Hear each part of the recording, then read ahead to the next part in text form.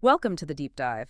Today we are tackling a really core part of Quranic recitation. It's a Tajweed rule you hear constantly. Exactly. It's all about the letters noon and meem, hmm specifically when you see that little W symbol above them, the shada. The shada, right, that doubling symbol. hmm And getting this one right, well, it really elevates your recitation. Okay, so lay it out for us. What's the number one thing to do when we see noon or meem with a shada? The key thing is duration. You have to hold the sound. Hold it for 2 counts or 2 harakat. 2 harakat. And how long is a haraka, roughly? Think about maybe 1 second per haraka, roughly. So 2 seconds total. And doing this brings out the guna. Guna, that nasal sound. So Right. it's a natural quality of noon and meem anyway, Mm. but the shada makes it much more pronounced. You really need to Okay, emphasize. so recognize the doubling, give it that 2-count hold, and let that nasal gonna sound come through. Got it. So our mission today is to make this super clear. We'll look at noon with shada first, middle and end of words. Sounds good. Yeah. Let's start with noon, with shada, right in the middle of a word. A perfect example is in Surah Anas. Qul a'udhu bi rabbin nas, malikin nas, ilaha nas. Anas. Yeah, you can really hear it there. That unsound is held. Exactly. Ananas. You hold that noon. Now, if you didn't, What would that sound like if you rushed it? it might sound kind of flat, like ilahi nas really quick. You lose that richness, that proper flow and articulation that Gunna provides. Right, it just wouldn't sound quite right. Okay, makes sense.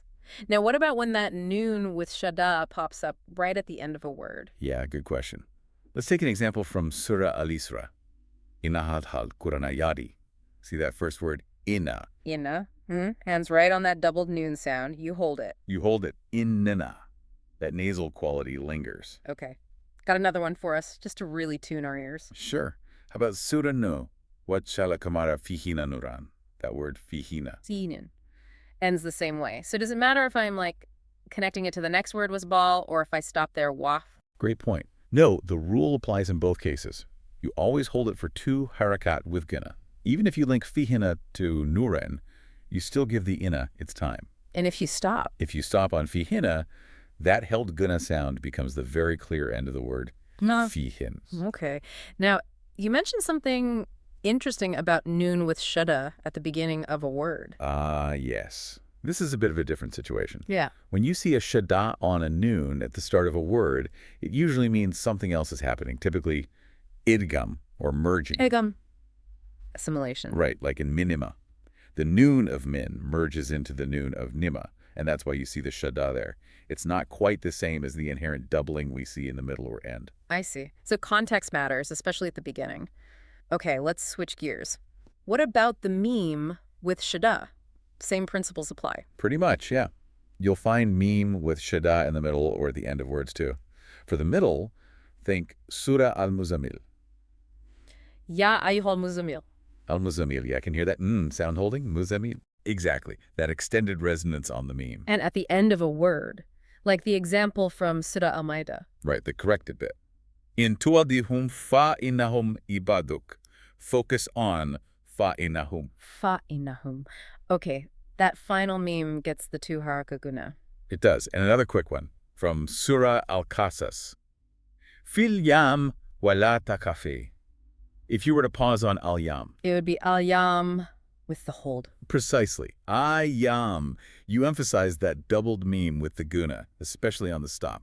Okay, so whether connecting or stopping, the rule sticks. And I assume the start of a word is similar to noon. Shada on meme usually means iham. You got it. Same idea. A shada on a starting meme typically points to assimilation from a previous sound, not an isolated doubling needing the full guna on its own right there. This has been super helpful. So wrapping it up, the big takeaway is spot a noon or a meme with that shada. You hold it. Hold that sound. Let the nasal guna come through for the duration of 2 harakat. Don't rush it. Give it its time. Absolutely. It's fundamental for, correct and honestly beautiful Quranic recitation. It adds so much texture. So for you listening, the challenge now is to actively listen for this. Hear that sustained nasal sound on iya and e as you recite or listen. Really pay attention. And maybe think about this. How does this one rule, applied so consistently, contribute to the overall feeling, the precision, and even the preservation of the Quran's unique sound over centuries? A great point to ponder. Thanks for tuning in to The Deep Dive.